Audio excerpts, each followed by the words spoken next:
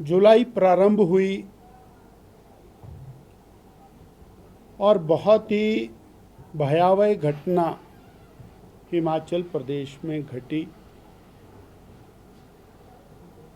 मंडी जिला में भयानक त्रासदी हुई। एकाएक मध्य रात्रि में भारी बरसात या बादल का फटना जिसको कह सकते हैं, उसके कारण बड़ी मात्रा में जान माल की हानि हुई। ये जो त्रासदी है मंडी जिला के अंदर, इसका सर्वाधिक प्रभाव रहा मंडी जिला के करसोग विधानसभा क्षेत्र, नाचन विधानसभा क्षेत्र और धर्मपुर विधानसभा क्षेत्र में कुछ क्षेत्रों में लोकलाइज्ड इम्पैक्ट हुआ और सराज विधानसभा क्षेत्र में पूरे सराज विधानसभा क्षेत्र इससे प्रभावित हुआ। बहुत बड़ी मात्रा में जान माल की हानि हुई है। अकेले मंडी जिला में 48 लोग लापता हुए, जिसमें से अभी 28 लोग लापता हैं। 20 की डेड बॉडीज रिकवर हुई है और उसमें भी करसोग में 3 लोग उस बाढ़ में बहे, जिसमें से 2 मिसिंग हैं। नाचन में 13 लोग, जिसमें 4 लोग सराज में गए हुए थे रिश्तेदारी में। तो ऐसे 13 लोग लापता हुए, 4 बॉडीज मिली हैं, 9 अभी लापता हैं। और सराज के 32 लोग लापता हुए, जिसमें से 9 बॉडीज अभी तक रिकवर हुई।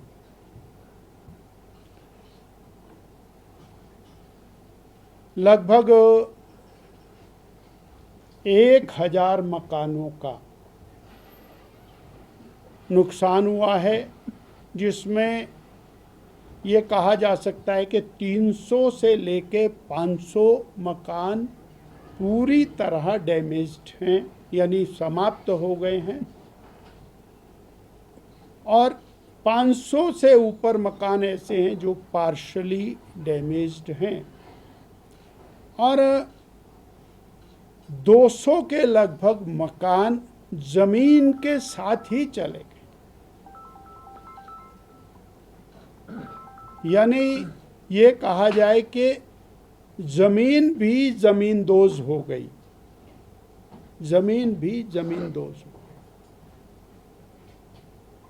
जहाँ पर लहलहाते खेत थे, लोगों के घर थे, पशुशालाएं थी, वहाँ अब पत्थरों का अंबार है और वो पत्थरों का अंबार इस लेवल का है कि वहाँ शायद कभी आने वाले समय में खेत दोबारा से नहीं बनाए जा सकते।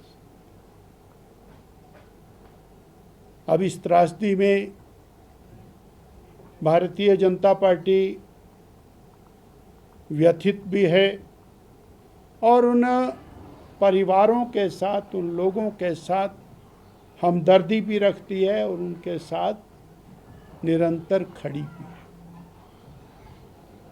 भारतीय जनता पार्टी ने कॉल दी और एक कॉल के ऊपर हमारे सभी स्थानों से 24 घंटे के अंदर 2000 राशन की किटें मंडी बल में पहुंच गईं और 3000 किटें हमारी उसके बाद, यानी अब हमारे पास मंडी में राशन का स्टॉक पूरा है।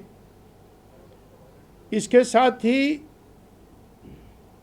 रिक्वायरमेंट आई बर्तनों की, तो कल तक 1000 किट बर्तनों की वो मंडी में पहुंच जाएगी, जिसमें कुकर है, कढ़ाई है, प्लेट है, 6 लोगों की एक मिनी किचन इसको कह सकते हैं, चकला बेलना सही।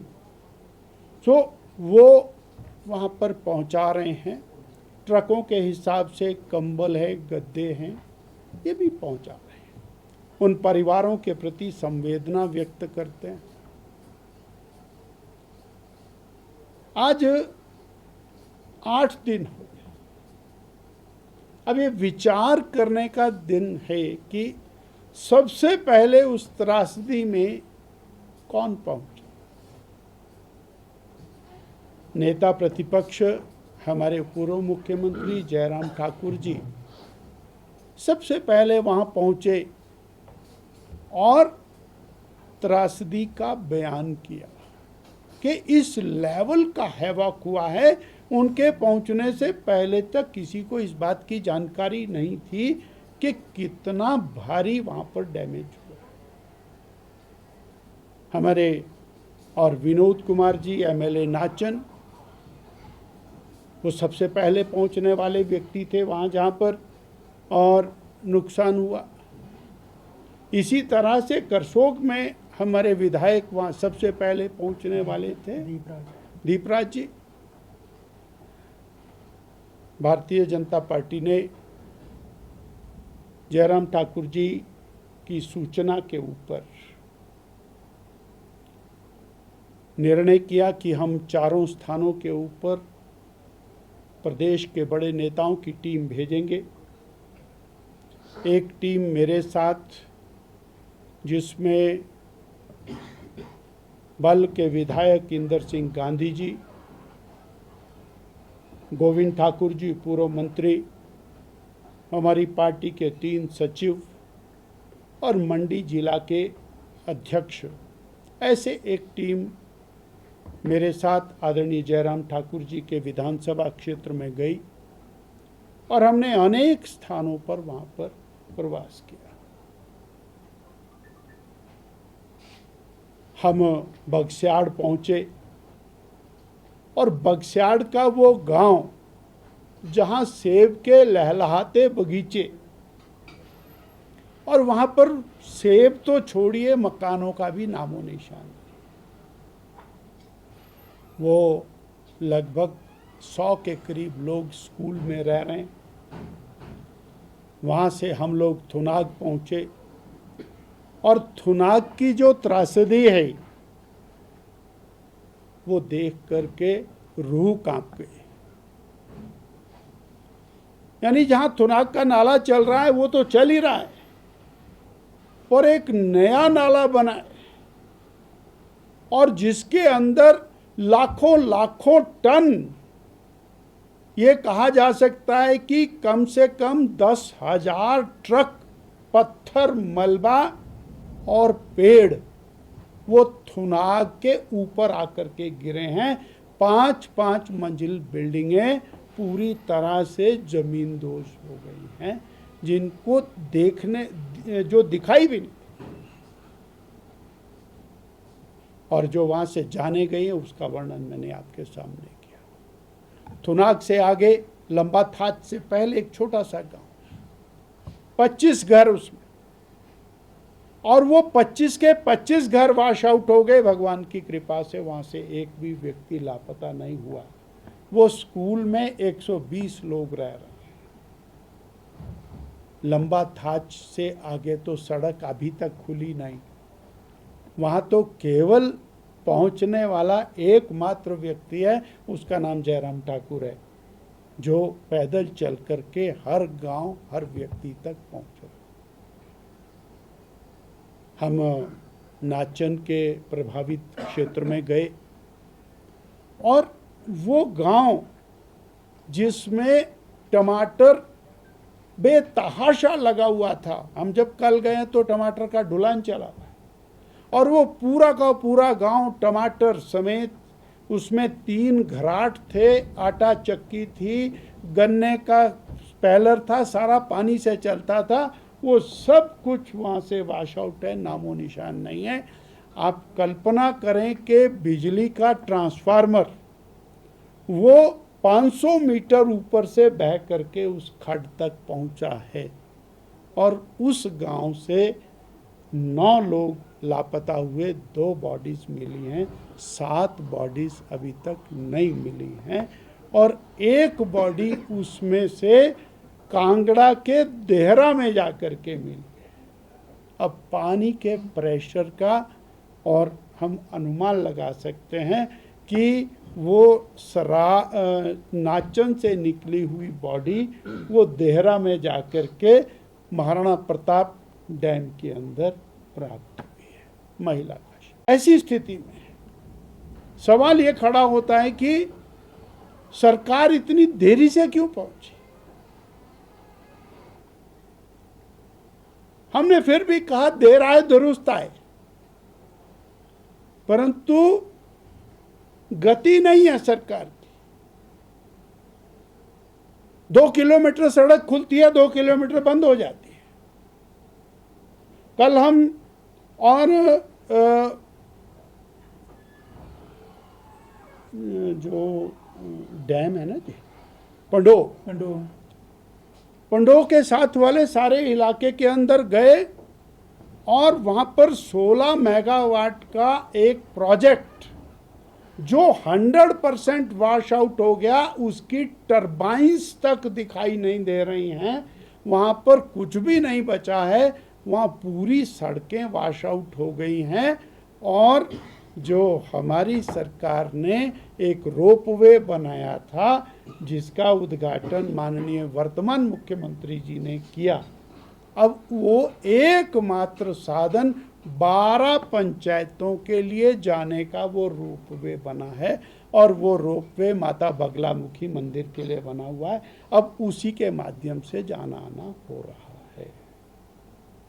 सारा खत्म हो गया, परंतु 8 दिन के बाद भी उस सड़क का ना खुलना, अल्टरनेट रूट का चालू ना होना, जंजैली तक सड़क का ना खुलना, ये कष्टदायक। वहीं पर एक लकड़ी का टूटा हुआ पुल है, झूला पुल, उसके ऊपर से लोग जान जोखिम में डाल करके उसको पार कर रहे हैं, क्योंकि जो बड़ा पुल था वो पुल बह गया। लगभग 14-15 पुल वहां पर बहे हैं।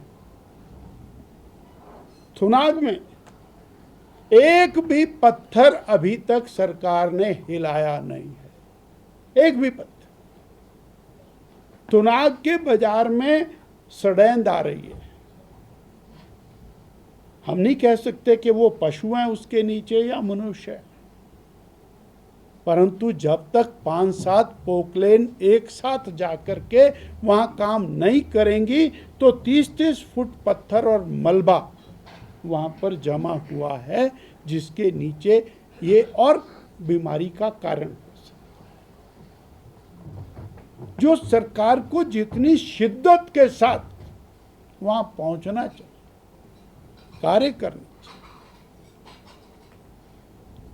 ये प्राइमरी रिस्पॉन्सिबिलिटी है। वो गांव जो प्रभावित हुए हैं वहां पीने का पानी नहीं। अब आप कल्पना करें कि 8 दिन से वो कौन सा पानी पी रहा है। निश्चित रूप से वो किसी नदी का, नाले का पानी पी रहा है। जहां स्कीम चालू है ठीक है, पर गवर्नमेंट ने अपनी रिपोर्ट दी है कि हमारी कितनी स्कीमें टूटी हैं। जहां पर पीने का पानी नहीं है और कैंपों में लोग रह रहे हैं, वहां पर भी वाटर सप्लाई की व्यवस्था अभी तक नहीं। यानी हमारी रोड कनेक्टिविटी वो नहीं हुई है, वो डिलेड है। वाटर सप्लाई टाइम लगेगा, हम बोलते हैं इस बात को, हम मानते हैं, सड़क में भी समय लगेगा, पर टेम्परेरी सड़क की व्यवस्था हो जानी चाहिए। और महत्वपूर्ण बात, राशन के लोग खड़े हो गए, बर्तन पहुंच गए, कंबल पहुंच रहे हैं, बाकी पहुंच रहे हैं, सरकार भी दे रही है, परंतु रिहैबिलिटेशन के बारे में अभी तक कोई तैयारी नहीं।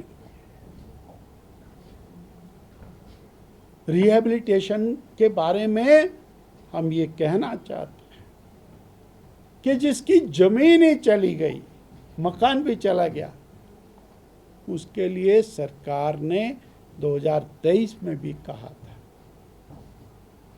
2024 में भी जब आपदा आई तो कहा था, परंतु जमीन नहीं मिली है मकान बनाने के लिए।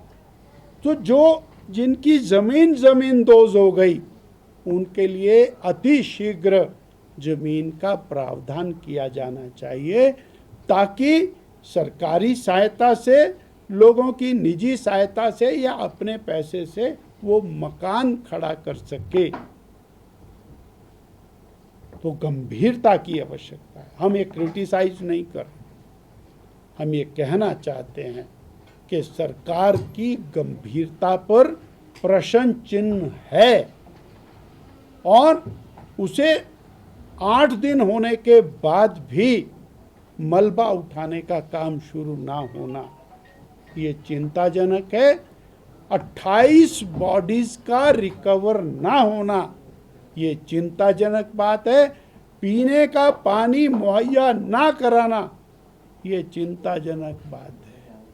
बिजली के बिना हम 10 दिन रह सकते हैं, परंतु पीने का स्वच्छ पानी, हम टैंकर लगाते हैं, क्या करते हैं आई डोंट नो, परंतु पीने का पानी उपलब्ध कराना। तो हम आशा करते हैं और आपके माध्यम से माननीय मुख्यमंत्री जी से कहना चाहते हैं, मुझे मालूम हुआ शायद आज वो गए भी हैं या जाने वाले थे, तो पूरी मशीनरी को लगाकर शिद्दत के साथ वहाँ मदद करने की ज़रूरत है। जिस शिद्दत के साथ और हमारे लोग आदरणीय जयराम ठाकुर जी के नेतृत्व में, विनोद जी के नेतृत्व में, दीपराज जी के नेतृत्व में, रजत ठाकुर के नेतृत्व में वहाँ पर काम कर रहे हैं, सरकार भी लगे, इतना मुझे इसमें कहना। आपका प्रश्न बहुत अच्छा है, इसकी स्टडी जरूर होनी चाहिए कि ये बादल फटने का क्रम जो इतना ज़्यादा बढ़ा है और उसका क्षेत्र बहुत बड़ा। अभी जो पिछली बार हम रामपुर गए थे, आप लोग भी साथ थे, रामपुर में और आनी में और उस दूसरी तरफ सैंज में नुकसान हुआ था। तो जो सराहा के सामने वाली पहाड़ी के ऊपर भगवान शिव का स्थान है, क्या नाम है महादेव का, श्रीखंड महादेव, वो बादल श्रीखंड महादेव पर फटे थे और वो 18,000 फीट की हाइट से वेलोसिटी के साथ पानी आया, पत्थर और पेड़ों को लाते हुए, और उसकी गति इतनी तेज थी कि उसने गांव के गांव साफ कर दिए। इसी तरह से ऐसा बताया जा रहा है कि बिजली महादेव के आसपास ये सारे बादल फटे हैं और वहाँ से जो पानी की वेलोसिटी है अलग अलग जगह को, उसने तेज गति के साथ पत्थरों को, चट्टानों को और पेड़ों को अपने साथ लिया है।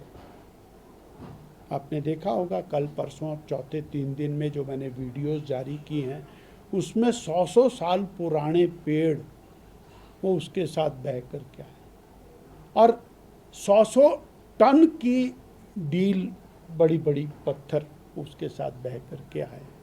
तो हम अंदाज़ा लगा सकते हैं कि कितना पानी का वेग रहा होगा और अल्टीट्यूड के ऊपर बादल फटे हैं। सच में ये चिंता की बात है, इसको स्टडी करने की आवश्यकता है कि क्यों ऐसा हो रहा है और आने वाले 10-20 साल में ये त्रासदी और कहीं अधिक होने लगेगी तो लाइवलीहुड मुश्किल हो जाए। डॉक्टर साहब, आप भी गए थे वहाँ पर और व्यवस्था को किस तरह से देखते हैं कि 4-5 दिन हो गए वहाँ पर सरकार का कोई अधिकारी नहीं गया, तहसीलदार थे और तहसीलदार को मजबूरन जो है SDM का चार्ज देना पड़ा और जो जिला प्रशासन के आला अधिकारी हैं वो सब पहुँचते हैं जब मंत्री आते हैं। एक तो थोड़ा सा मैं करेक्ट करूंगा, आज 8 दिन हो गए, बहुत बहुत बड़ा समय। और 8 दिन के अंदर मैंने ये बात रखी कि 8 दिन में तो बहुत कुछ हो जाना चाहिए। और ये छोटे प्रयास से नहीं होने वाला। अधिकारी हैं वहाँ, तहसीलदार हैं, एसडीएम हैं, बाकी हैं, पर सवाल ये है कि कितनी मशीनरी है वहाँ। आज इलाके में एक भी पोकलेन नहीं, आज इलाके में पानी का एक भी टैंकर नहीं है। अलबत्ता क्या वो जेसीबी मशीन और उसके भी नंबर बहुत कम है, उससे क्या वो समाधान हो जाएगा? नहीं होगा। इसलिए और सड़कों को खोलना, टेम्परेरी नई सड़कों को क्रिएट करना, पानी की टेम्परेरी पीने की व्यवस्था करना, और जो कैंपों में लोग हैं उनके लिए एक परमानेंट समाधान बनाने के लिए आगे बढ़ना। हमने तो शुरू भी कर दिए हैं, कम्युनिटी किचन चला रहे हैं, ऑफर भी किया, जहाँ जहाँ ज़रूरत होगी हम चलाएंगे। और समाज का बहुत बड़ा रिस्पांस, और मैं समझता हूँ कि माननीय मुख्यमंत्री जी के पास भी बड़ी मात्रा में समाज का रिस्पांस आ रहा होगा। जैसा मुझे जानकारी मिली है, लोगों ने बताया कि हमने मुख्यमंत्री राहत कोष में पैसे डालने शुरू किए हैं। डालने भी चाहिए, कोई हर्ज नहीं है, अच्छी बात है। पर हमारा ये कहना है कि तेज गति के साथ रिहैबिलिटेशन काम को शुरू करने की जरूरत है। सर, मुख्यमंत्री कह रहे हैं कि इसके राजनीति भाषण कर रही है। मुझे तो नहीं लगता कि उन्होंने ऐसा कहना चाहिए, क्योंकि अगर जयराम ठाकुर जी वहाँ डे फर्स्ट में पहुँचते हैं और पानी में, कीचड़ में, दलदल में 20-20 किलोमीटर चल करके लोगों का दुख दर्द पूछते हैं, अगर ये राजनीति लगती है तो हम इसको करते रहेंगे। अगर हजारों राशन की किटें वहाँ पहुँचाना और उनको भोजन उपलब्ध कराना राजनीति है तो हम ये राजनीति करते रहेंगे। अगर जे बर्तनों पहुँचाना, खाने की व्यवस्था करना राजनीति है, या उनके साथ दुख बांटना राजनीति है, तो हम ये करते रहेंगे। परंतु हमारी प्रार्थना है, आज हम प्रार्थना कर रहे हैं कि वहाँ की जनता के दुख में आप खड़े होकर के और मदद करिए। ये आज नहीं तो आने वाली पीढ़ियां आपको याद करेंगी। आप याद करिए 2001 की त्रासदी, जब पारचू की त्रासदी आई थी, और उस समय के मुख्यमंत्री प्रेम कुमार धूमल, वो यहाँ से निकले, कितनी दूर पैदल गए और आगे जाकर के सतलुज को सामान वाली ट्रॉली के अंदर उन्होंने क्रॉस किया। मेरे ख्याल भारद्वाज जी भी साथ थे, सामान वाली ट्रॉली के अंदर।